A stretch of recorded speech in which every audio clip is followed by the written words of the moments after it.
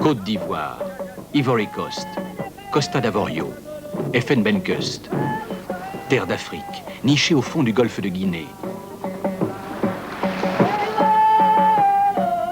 Comme s'ils ignoraient tout du monde moderne, les pêcheurs embarquent chaque matin sur leurs lourdes pirogues creusées dans le fût d'un arbre géant. Le passage de la barre est une prouesse. Ces marins donnent quotidiennement la mesure de leur audace et de leur habileté. Un beau capitaine va faire les délices du village. Comme sur le lac de Tibériade, la pêche est presque miraculeuse. Vastes plantations industrielles, les palmeraies recouvrent 100 000 hectares. Le riz, quant à lui, est purement vivrier. La banane, par contre, est tournée vers l'exportation. Le pays en produit 160 000 tonnes et se place au premier rang des exportateurs africains. Au milieu des agrumes, le citron a une vocation industrielle utilisée pour son arôme.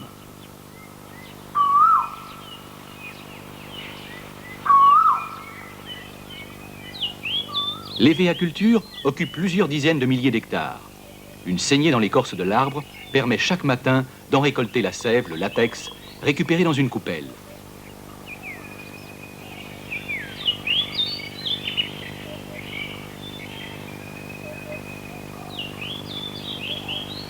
L'un des fleurons de l'agriculture ivoirienne, c'est le cacaoyer. Le pays en est le premier producteur mondial avec 300 000 tonnes par an. Du fruit du cacaoyer, la cabosse, on extrait les graines. Une fois torréfiées et broyées, elles donnent le cacao. Nouvelle orientation dans la diversification agricole. Le maïs prend un essor considérable.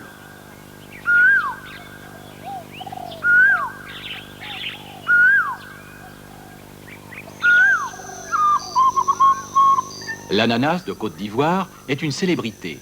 Vendu à 1 franc sur les marchés d'Abidjan, il vaut en Europe 20 fois plus cher.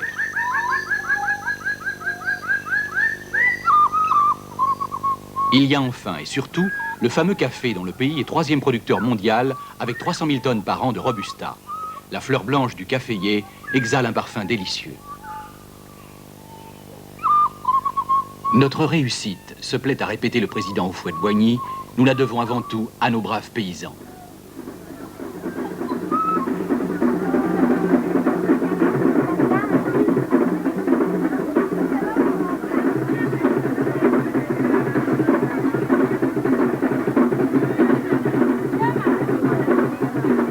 Abidjan, la vitrine de l'Afrique, avec ses bras de lagunes imbriqués dans les terres. Abidjan mérite bien son appellation de perle des lagunes. Que de chemin parcouru depuis ce 7 août 1960, où le général de Gaulle donnait l'indépendance à cette nation nouvelle. Dans le respect des traditions, mais avec détermination en faveur du progrès, un homme, depuis 40 ans, conduit la destinée ivoirienne. C'est Félix Houphouët-Boigny, celui que le peuple nomme affectueusement le Vieux.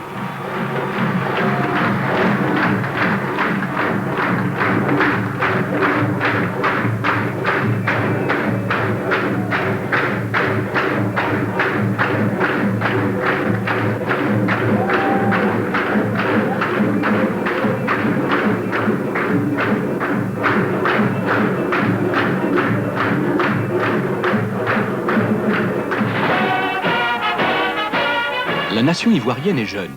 42% ont moins de 14 ans. 73% ont moins de 30 ans. La formation est la priorité nationale. L'État lui consacre 1/3 de son budget.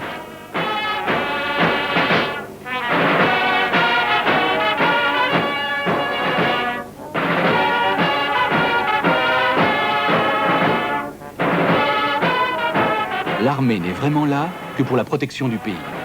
Profondément pacifiste, Félix Houphouët-Boigny est souvent évoqué comme le Gandhi de l'Afrique.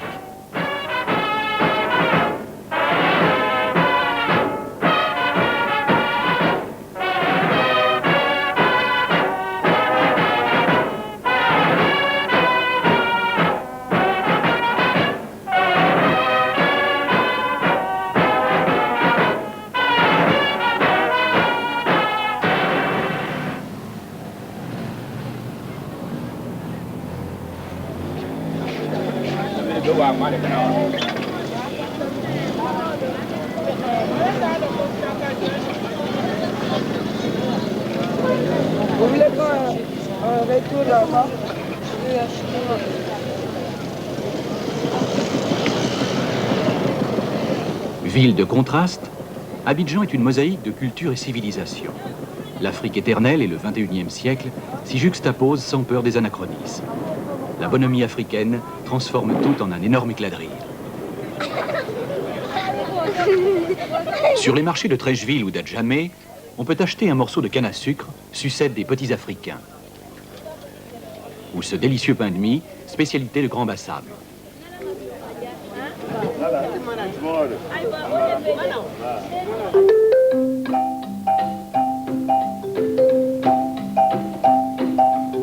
Sur les bords de la lagune s'étire le quartier ultra-résidentiel de la Riviera.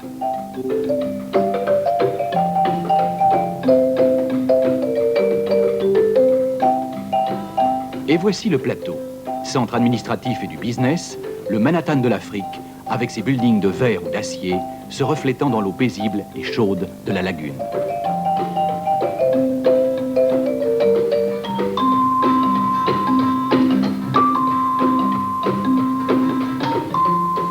Les plus belles réalisations de ce paysage urbain sont l'œuvre du même promoteur, l'État. Les banques, les compagnies d'assurance et les promoteurs privés sont venus parachever cet ensemble élégant et audacieux. Qui peut imaginer qu'au début du siècle, ce site était encore vierge, clairsemé de petits villages de pêcheurs. Depuis 1960, la population abidjanaise a doublé numériquement tous les 6 ans, pour atteindre aujourd'hui plus de 2 millions d'habitants. Peu à peu, les buildings ont supplanté les villas ombragées de la période coloniale. Certains arbres, comme ce Pithé colobium, ont tout de même résisté aux assauts de la spéculation immobilière. Partagé entre le catholicisme, l'islam et l'anémisme, le pays n'en possède pas moins l'une des plus belles cathédrales du monde. Sur la demande pressante du président Houphouët-Boigny, le pape est venu inaugurer ce somptueux édifice, œuvre de l'architecte italien San Cristo.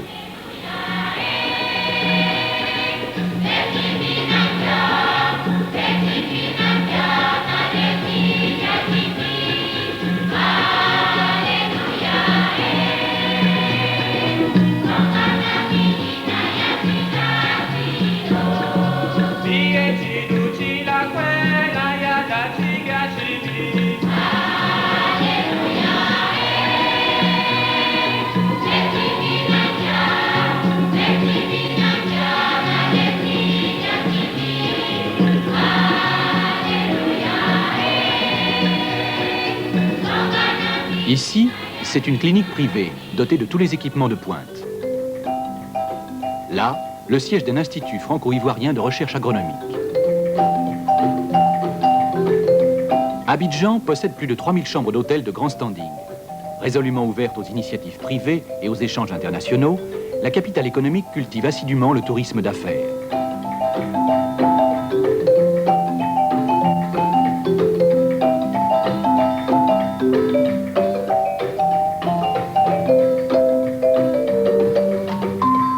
Entre 2 rendez-vous professionnels, piscine, golf et parcs luxuriants garantissent détente et dépaysement.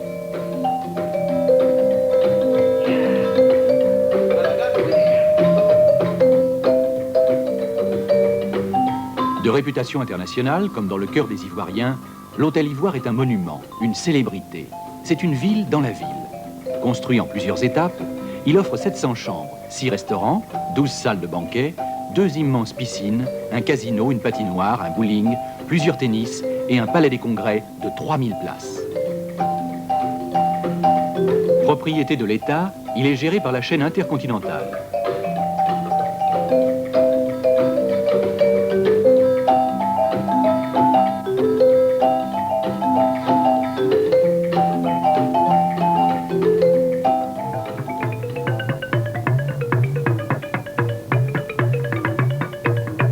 La route est belle. Le pays dispose de 3000 km de routes revêtues.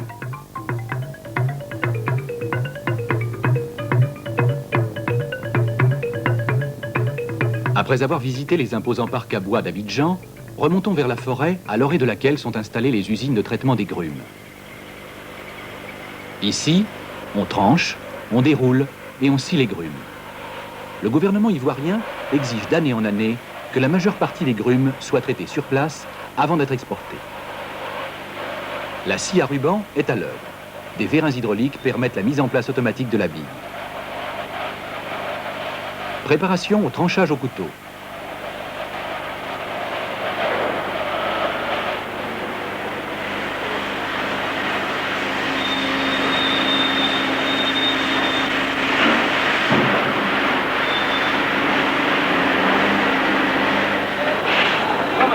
On obtient des feuilles de bois de 6/10 de millimètre pour le placage.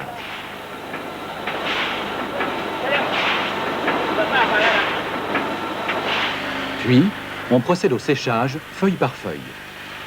Cette scie débite un rondin destiné à la menuiserie.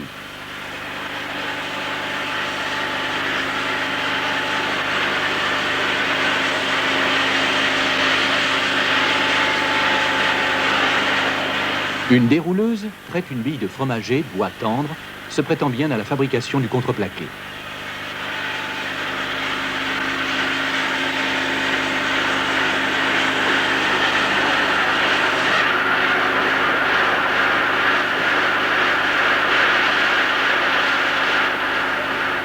La forêt diminuant, une société d'État, la Sodefort, est chargée du plan de reboisement. Cette plantation de framiré et de samba a une dizaine d'années. Le port de San Pedro, deuxième poumon du pays, a été créé en partie pour l'exportation du bois.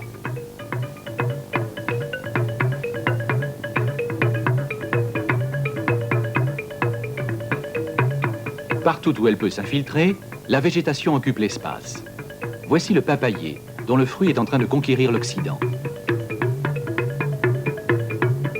Le port de San Pedro a su se diversifier et s'ouvrir au trafic containerisé. Avec la Citram, armement national ivoirien, les porte-containers Delmas-Vieljeux effectuent une desserte régulière. Les bois sciés sont expédiés par container.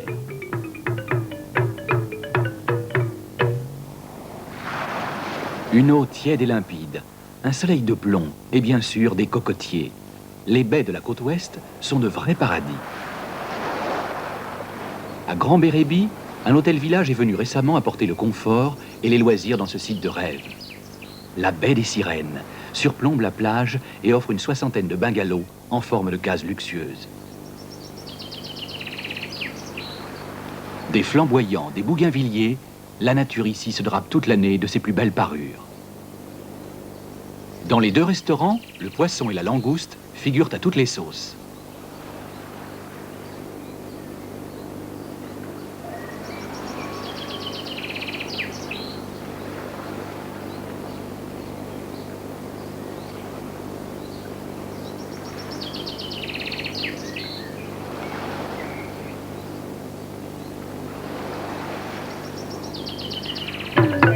La route étire à nouveau son sinueux bandeau pour nous mener à Yamoussoukro.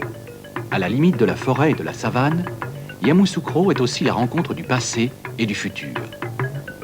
Ville fétiche, elle l'est, avec son lac aux caïmans sacrés protégeant la résidence du président Houphouët-Boigny.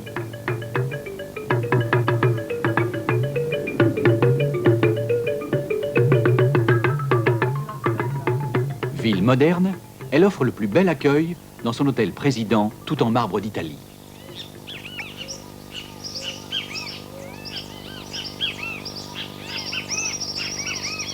C'est sur cette terre que naquit en 1905 Félix Houphouët-Boigny. Terre fertile où s'épanouissent de délicates orchidées. Des fleurs de frangipanier,